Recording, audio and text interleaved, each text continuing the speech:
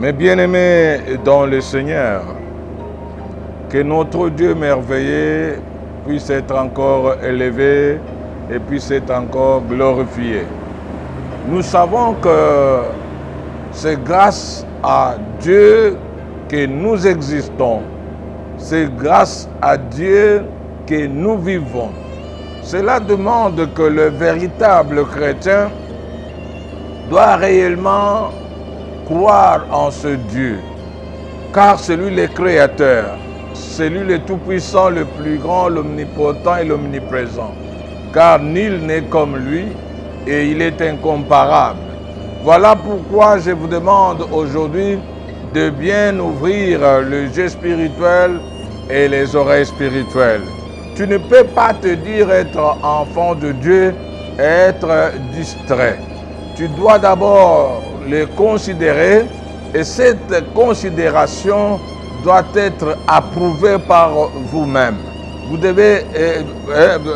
devez savoir que Dieu qui est le créateur de l'univers, qui est le créateur de tout ce qui est, toute existence, et que c'est celui-là que vous devez élever dans votre cœur. C'est celui-là que vous devez toujours avoir la confiance en lui et savoir parler avec lui, être sûr qu'on parle avec Dieu. Voilà mes bien-aimés pourquoi Dieu est toujours merveilleux et on doit être différent des autres. On ne peut pas être comme tout le monde. Celui qui se dit enfant de Dieu est différent parce qu'il a des exigences que lui-même doit observer, doit accepter et surtout pratiquer. Parce que l'enfant de Dieu est celui par l'amour qu'il a envers Dieu est appelé à se sacrifier, à se donner de la peine, à accorder à son Dieu du temps même. Et combien de temps par jour vous accordez à votre Dieu? Combien de temps vous lui accordez par semaine? Quel genre de sacrifice vous en direz parce que vous le faites pour Dieu? Et tout cela est vraiment considérable.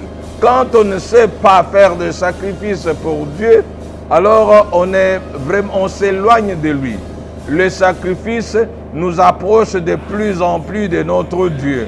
Et le sacrifice, c'est une façon de parler avec Dieu, c'est une façon de faire la volonté de Dieu, de faire ce qu'il veut et de pouvoir satisfaire le cœur de Dieu.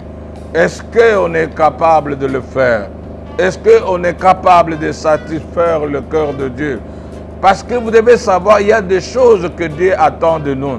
Il n'y a pas qu'à nous de dire, à demander à Dieu, donnez-nous ceci, donnez-nous cela. Non, il y a des choses que l'enfant de Dieu, lorsqu'il les pratique, et les choses, c'est de nous et d'elles-mêmes. Parce que Dieu lui-même a des consignes, a des principes. Quand tu appliques tel principe, automatiquement telle chose s'applique et ça s'accomplit dans votre vie. Voilà comment, en tant qu'enfant de Dieu, on doit vraiment vivre et on doit vraiment demeurer ferme dans la foi. Voilà ici dans le livre des Romains chapitre 1 au verset 8 à 9, on nous dit ceci. Je rends d'abord grâce à mon Dieu par Jésus-Christ au sujet de vous tous, de ce que votre foi ait été renommée dans le monde. Dieu que je sers en mon esprit dans de l'évangile de son Fils, mes témoins, que j'ai fait sans cesse mention de vous. L'enfant de Dieu doit être celui qui sait comment parler auprès de Dieu concernant les autres. Tu dois parler, on doit parler en ce qui concerne nos proches, en ce qui concerne nos frères et sœurs, nos familles, les frères en Christ. nous devons parler d'eux auprès du Seigneur Jésus-Christ. Cela veut dire que nous devons avoir de quoi dire à notre Dieu. On ne peut pas rester comme si on n'avait pas à dire devant Dieu. Il y a nos amis, nos frères et sœurs, ceux qui sont aussi dans des problèmes, dans des difficultés. Nous pouvons toujours faire mention d'eux. Voilà que Paul, il prenait à témoin Dieu en disant que Dieu m'est témoin. Donc, est-ce que Dieu peut témoigner que réellement vous priez pour les autres? Est-ce que Dieu peut témoigner que réellement vous faites mention des autres dans vos requêtes, dans vos prières? Voilà les véritables enfants de Dieu. Ils doivent savoir que cela fait partie du travail que Dieu attend de nous. Ça fait partie des choses que Dieu attend de nous. Parler des autres, prier pour les autres, parce que nous les aimons. C'est l'amour des autres qui va faire que vous puissiez parler à Dieu en ce qui leur concerne. Quand vous n'aimez pas les gens, vous ne pouvez pas aussi parler à Dieu leur concernant. Vous ne pouvez pas parler à Dieu en ce qui concerne ces personnes.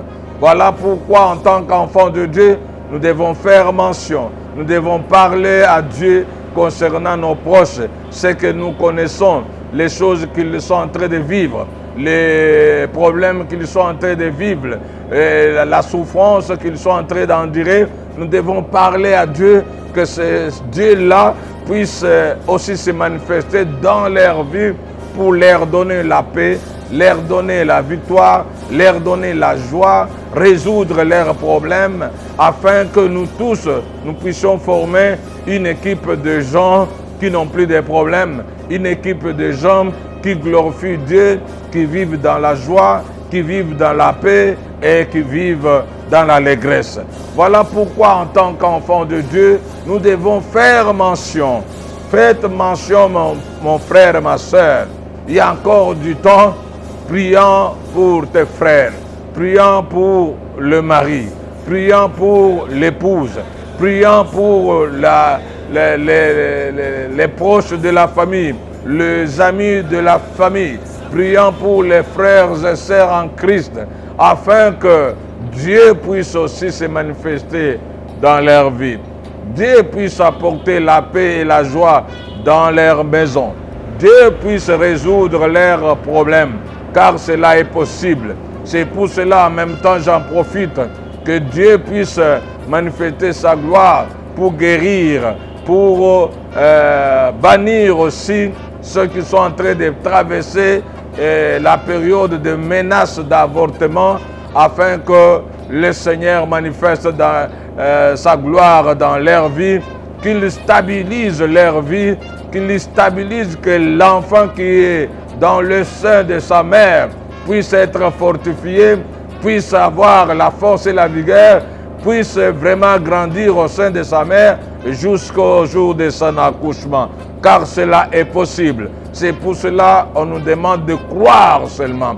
Crois seulement et on va vivre la gloire de Dieu. Nous devons aussi faire mention de ceux-là qui ont des maladies diverses, que ce soit la tête, et que le Seigneur puisse les guérir au nom de Jésus. Que ce soit le cancer, je proclame la guérison au nom de Jésus. Que ce soit les fibromes, le myome, je bannis cela par le nom de Jésus-Christ. Que vous soyez guéris et recevez la guérison.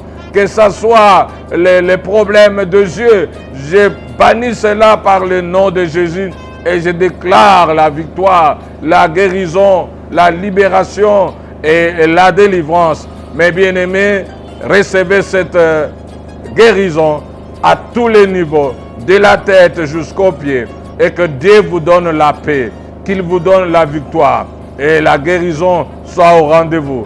Soyez tous bénis par le nom de Jésus-Christ. Et je vous prie de continuer à vous abonner davantage, à partager ces images ici, à partager, et Dieu va toujours se souvenir de vous. Que Dieu vous bénisse.